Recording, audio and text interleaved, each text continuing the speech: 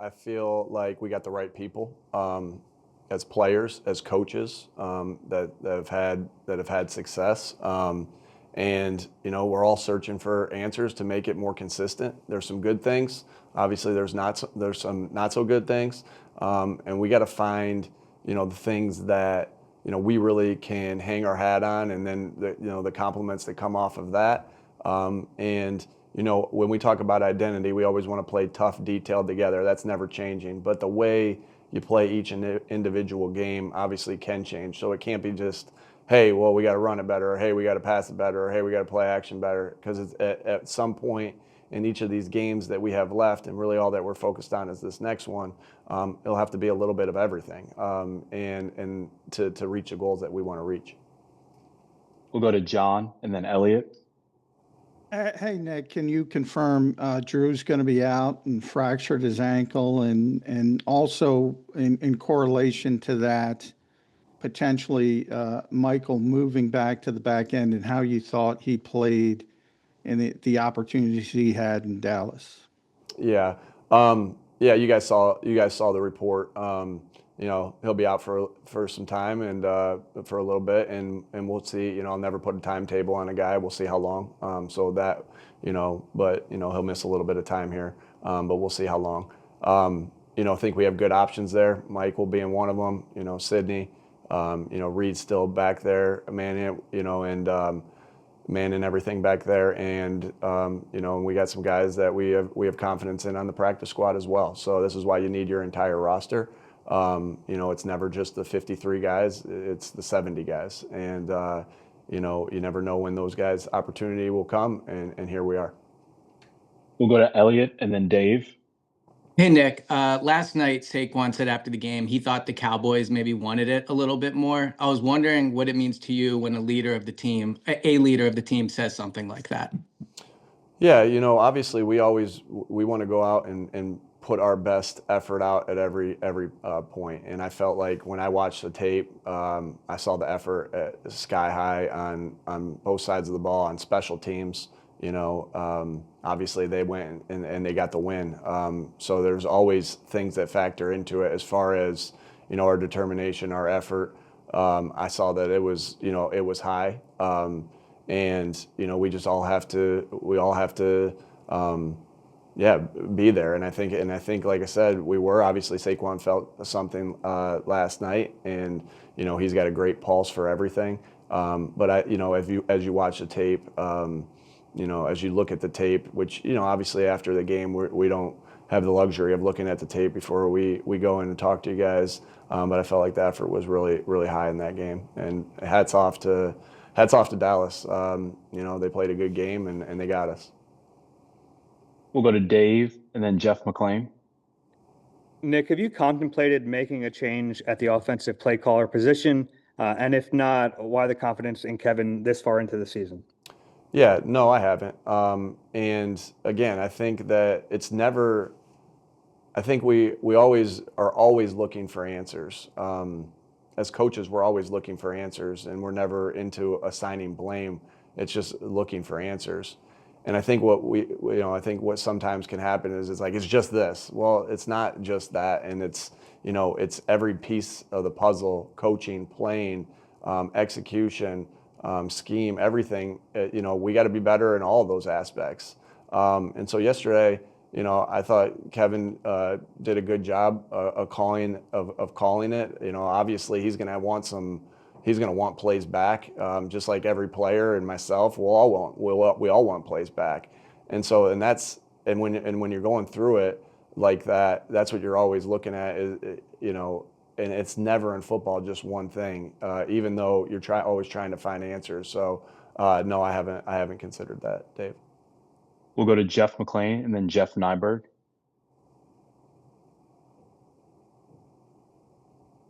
Yeah, sorry about that, Nick. Nick, I was just hoping to get some clarification on this 5-down thing.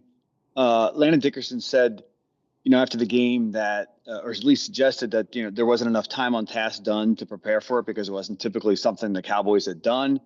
And yet, they had been doing it the last few games, and even Jalen Hurts had said that, they were trying to get their, the 3 good defensive tackles on the field at the same time. So I'm just wondering, the disconnect there, was that accurate that you guys hadn't prepared enough in trying to counter the 5-man front? And if so, that's not like it's something new. Why have you guys struggled? Why weren't there ways to beat that? Sure. Yeah, you go into every week, and you're trying to play the game in your mind as much as you possibly can, not just with how you call it, but how you plan it for practice as well, and how you plan for drills and everything. So the walkthroughs, the practice, your drill work, you're trying to identify what you think, and so what you're always trying to do is say, how many reps do I need to devote towards this? How many reps do I need to devote towards that? How many reps do I devote towards this? And you try to make educated guesses there. And obviously, right, with that, we devoted time for all of them. We knew they had that in their package and their plan, especially with those guys. And we went in and said, here's how many we're devoting towards this. Obviously, they played a little bit more there, even than anticipated. And so, of course, as coaches, you say to yourself, well, I wish I would have gave them a couple more reps on this one. Now, you're limited as far as how many reps you actually have in walkthrough and live and in drill work. And that's why you're trying to make your best case. And like I said, no one's ever going to pitch a perfect game here. And that's in your planning sometimes as well. And so, looking back at it, you're like, yeah, sure, I wish we would have given us a couple more reps there. But that's how you go into a game of thinking about it on that. And those are the discussions that we have as coaches after the game. We prepared for the things that we thought we were going to get, some more than others, and then sometimes it doesn't play out that way when you look at it after the game. We'll go to Jeff Nyberg and then Bob Brookover. Yeah, Nick, obviously the penalties were a big problem yesterday, but offensive penalties have been a consistent issue for you guys this year. And you've had a couple different chances this year to do some self-scouting with some breaks. Are you noticing common themes? And it's, this late in the season, why are you struggling to correct it at this point? Yeah, we got to keep grinding it out to fix it, right? That's our job, is to try to figure out and identify issues and try to fix them. Anytime that we have those penalties like that, we had penalties, and I think I said to Aaron Andrews at halftime, is like, hey, we got to stop some of the penalties that we're getting behind the sticks. Now we were catching up a little bit. In those first 3 drives, we'd get a penalty and we'd overcome it, but that's hard to sustain the success of a game when you have those. So anytime it's penalties like that, I'm always or anytime it's ball security, or anytime it's the fundamentals or something within tough detail together, I'm always going to put that on myself. And so I have to do a better just point blank. I have to do a better job of coaching it, and finding different ways to make sure it gets through.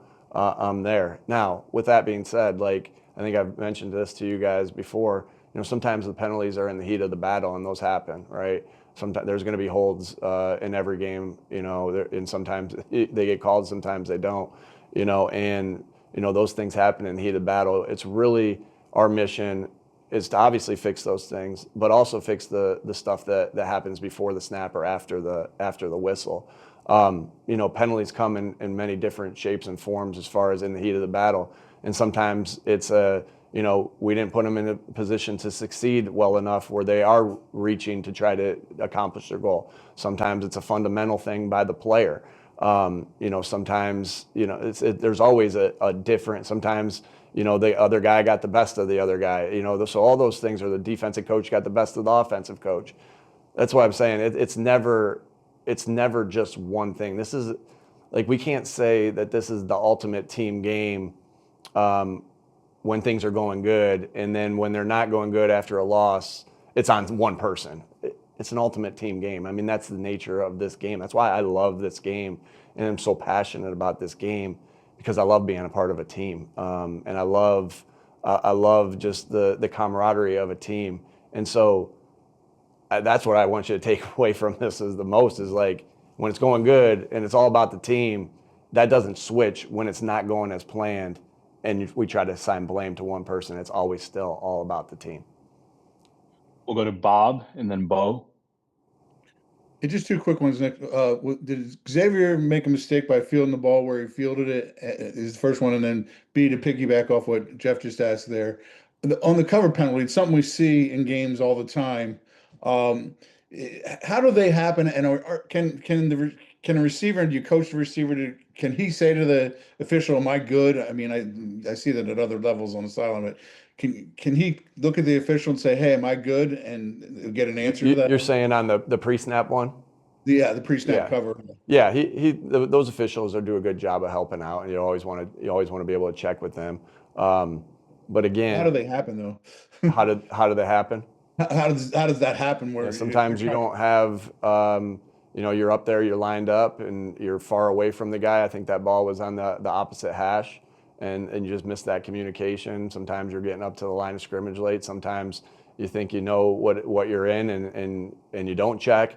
All right, there's many different things that can happen there of where those happen because you're trying to get up and run a play and run it fast. And then as far as Xavier, I got to do a better job there. Obviously we try to go through a lot of those things. We work a lot on plus 50 punts. And it's, again, when there's a fumble or there's a mental mistake or anything like that, I hope you guys understand that I'm gonna put that more on me than anything, because I take a lot of pride in that, and that's my job as the head coach. So that's on me. Xavier's trying to make a play. There's a teachable moment with that too in that scenario, be able to let it go. But I put that on myself of I got to do a better job of communicating and coaching it and being better there myself. We have time for two more, so we'll go to Bo and then end with Mike. Hey, Nick. When you guys score touchdowns on the first three drives and then none the rest of the game, there's the perception from the outside, they took their foot off the gas. Is that fair or unfair? I mean, to go up 21-0 with, I think we got the next possession that we had was with like 5 minutes left in the second quarter. Yeah, you're trying to do everything you can get to go up 28-0. You're trying to do everything you can do to go up 35-0. I felt like we were aggressive all game. Obviously the execution and everything, the execution and the play calling was better in the first half than it was the rest of the time, and the schemes and everything, right? Again, and so we if you look at it, I think that we're still being aggressive to try to do to try to get as many points on the board as possible, especially playing against that team that we were playing. And really, you don't start to think about taking your foot off the gas until you get into 4-minute football.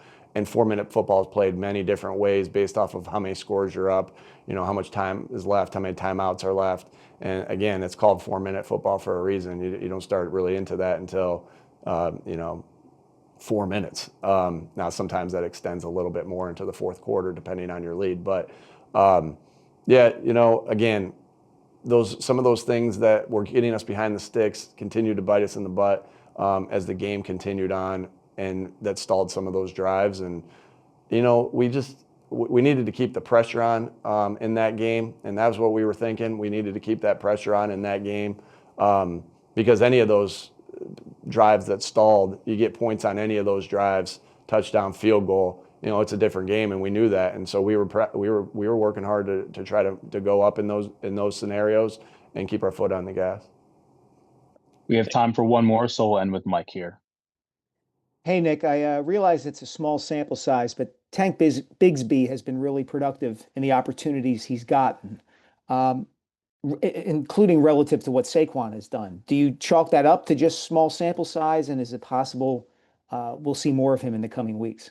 I think we got two, I think I love our running back room. You got Saquon, you got Tank, you got Will, you got AJ, all guys that are capable starters throughout the NFL and stars throughout the NFL.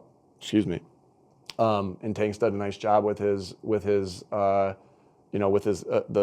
the carries that he's had. Obviously, we always want to get the Saquon the ball as much as we possibly can because we know what type of playmaker he is.